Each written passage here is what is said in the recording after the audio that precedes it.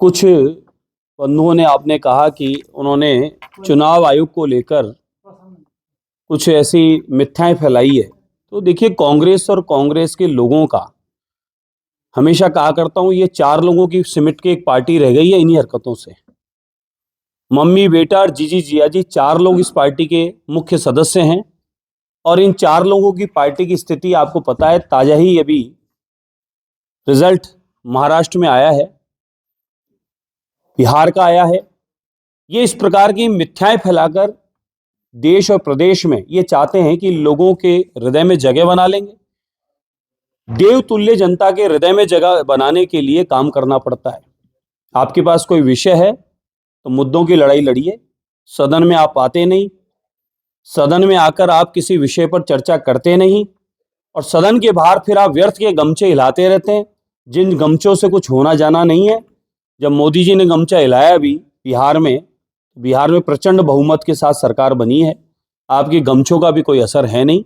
व्यर्थ की मिथ्याएं और इस प्रकार के पाखंड रचने से कुछ नहीं होने वाला, जनता सब जानती है।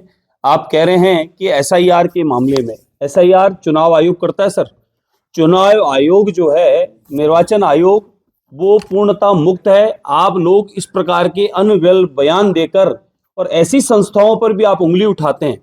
कई जगह कांग्रेस की क्या सीट नहीं आई, कई जगह उपचुनाव में कांग्रेस के लोग नहीं जीते। अगर ऐसा हमारी मर्जी से ही कुछ हो जाए तो फिर तो आपकी एक भी सीट नहीं आनी चाहिए, कहीं नहीं आनी चाहिए। इस प्रकार की व्यर्थ की झूठी बातें करने से कोई लाभ नहीं है।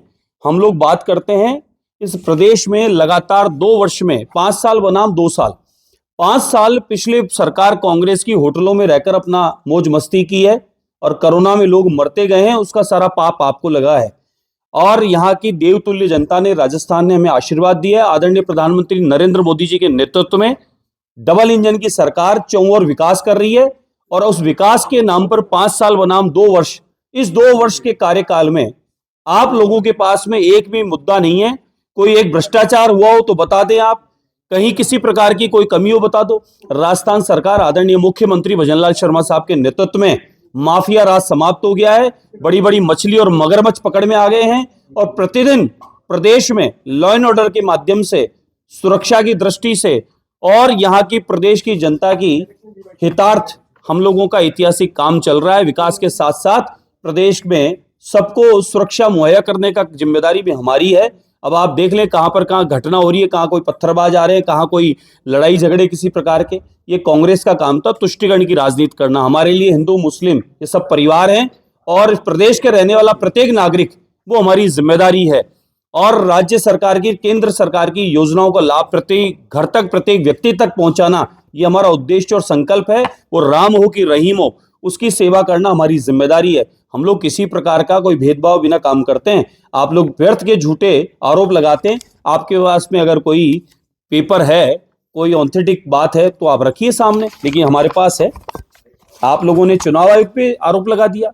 आरोप लगाते हैं हम लोग कांग्रेस पर। 1977 में इंदिरा गांधी जी ने क्या किया था, और इंदिरा गांधी जी ने जिस प्रकार से अपने अनुरूप, जिस प्रकार से कभी कभी राजा महाराजा या मुगल शासक यहाँ तलवार की नोक पर बैठ जाया करते थे, बाप चाचा काका उसको भी काट के गद्दी पर बैठ जाते थे, उस प्रकार के इंदिरा गांधी ने काम किया था। हमें पता नहीं है, कांग्रेस जवाब दे इस बात पर 1977 में क्या हुआ था। और बाबा साहेब अंबेडकर को सदन में आने से किसने रोका था, कांग्रेस जवाब दे इस बात पर कि किस प्रकार से आपने फर्जीवाड़ा करके बाबा साहेब को रोकने का काम किया था। अब बात करते हैं इस प्रकार की। देखिए, मैं एक उदाहरण के तौर पे एक पेपर लाया हूं। ऐसे अनगिनत पेपर मैं प्रेस को दे सकता हूं और जब मांगेंगे मैं उपलब्ध करा दूंगा। मैं बात कर रहा हूं मकान नंबर 333। इसमें 39 लोग रह रहे हैं। मौके पर गए तो 50 गज का मकान था, एक भी व्यक्ति वहां मौके पे नहीं रहता। इसी प्रकार से ये 65 लोग रह रहे हैं, मकान नंबर 572। 65 लोग रह रहे हैं मौके पे, लेकिन मौके पर एक भी व्यक्ति नहीं है, कागजों में रह रहे हैं। वो जिस विषय की बात कर रहे हैं उस विषय की बात ये कर रहे हैं कि बांग्लादेशी और रोहिंग्याओं के वोट कट गए। मुझे लगता है बांग्लादेशी और रोहिंग्याओं से जो प्रेम है कांग्रेस का, वो कांग्रेस का जो प्रेम है वो प्रेम निकलकर बाहर आ रहा है। और कांग्रेस के पेट में दर्द वो है, बांग्लादेशी रोहिंग्याओं के वोट क्यों कटे। 107 साल की, 108 साल की माताजी इस पेपर में बताई गई है, लेकिन मौके पर वो है नहीं। एक 17 साल की बच्ची को 108 साल की माताजी बनाना चाहते हैं आप। एक रमेश की पत्नी बेगम सलमा को बताना चाहते हैं आप? ये कागजों में जिस प्रकार से कहीं कोई गलती हुई है, कहीं अधिकारी की वजह से हुई है, या फर्जी मतदान आपने जोड़ दिए हैं, या कांग्रेस काल में इस प्रकार का फर्जी बाड़ा हुआ है, वह फर्जी बाड़ा अब सामने आ रहा है, इसलिए कांग्रेस के पेट में दर्द हो रहा है। हम कौन होते हैं कटाने वाले? ये प्रक्रिया है चुनाव आयोग की। चुनाव BLO 2 ने जो सामने नजर आया, घर में गए कि जेडीए क्वार्टर्स किसी को अलॉट हुए हैं, जेडी में पता कर लो, जेडीए का लेटर हम आपको दे देते हैं। जेडीए क्वार्टर्स अलॉट नहीं हुए, जेडीए क्वार्टर्स अलॉट नहीं हुए, 2 साल पहले का लेटर है, आते के साथ सरकार को ये जेडीए को दिया है, और जेडीए को ये कहा गया कि इन क्वार्टर्स में फर्जी तरीके से रोहिंग्या बांग्लादेशी घुस गए हैं, ये लोग यहां पर फर्जी मतदान भी करने की कार्ड बनवा रहे हैं, कृपया इनको यहां से निकालिए। किसी कारणवश वो निकल नहीं पाई या निकाला नहीं गया। उन मतदाताओं को, फर्जीओं को कटाने के लिए अगर हम लोग एप्लीकेशन देते हैं, तो उनके पास अगर कागज हैं तो कागज पेश कर दो। हम कौन होते कटाने वाले? कैसे कट सकते हैं? कौन सा तरीका है कटवाने का?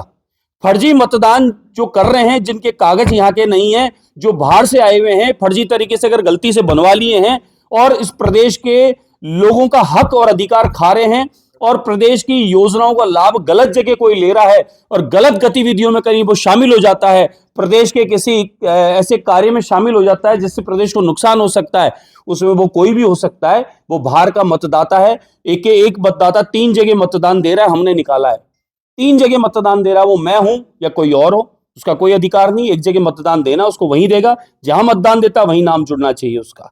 हमने निकाला है, 3-3 जगह मतदाता बन रहा है। वो बिहार में भी मतदान दे रहा है, और बंगाल में मतदान दे रहा है, वो यूपी में भी मतदान दे रहा है, और वह राजस्थान की कई विधानसभाओं में मतदान दाता बना हुआ है। ऐसे फर्जी मतदान हटने चाहिए। कई बेटियां ब्याह के चले गई, उसका मतदान वहां होना चाहिए। कई बहुएं यहां आ गई, उसका मतदान यहां होना चाहिए। इसलिए हम लोगों का पूर्णतः विश्वास निष्पक्ष चुनाव पर है, चुनाव आयोग पर है। चुनाव आयोग जांच करेगा। हम लोगों ने अपनी आपत्ति दी है, अगर उनके पास कागज है तो वो पेश कर दो। इसमें इतनी बौखलाहट और इतना हल्ला करने की जरूरत क्या है? हल्ला इस बात का है कि बांग्लादेशी रोहिंग्याओं का प्रेम वो आपको सता रहा है, उनके वोट कटना आपको सता रहे हैं। उन्हें प्रदेश से बाहर जाना पड़ेगा, उन्हें देश से बाहर जाना पड़ेगा, और हमारी योजनाओं का जो मुफ्त में राशन जो खा रहे हैं, जो यहाँ के मतदाता नहीं है, कहीं ना कहीं ये पेट दर्द कांग्रेस के वही है, और इससे ज्यादा कोई पेट दर्द नहीं है। हमने आपत्ति की है, आप कागज पेश कर दें, दूध का दूध और पानी का पानी हो जाएगा। लेकिन ऐसी संस्थाओं पर आपकी उंगली उठाना ये बिल्कुल गलत है। वही संस्थाएं चुनाव आपका कराती है, आपकी भी सीटें आती है। वही संस्थाएं हमारा चुनाव करती है, हमारी भी सीटें आती है।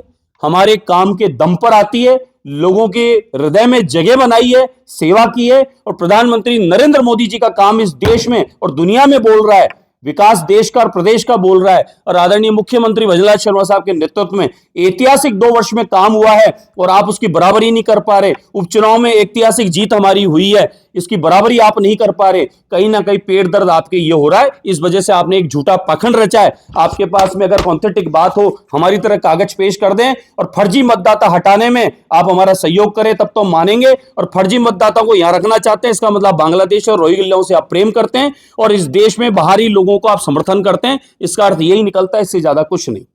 ये उन्होंने मतदाता भी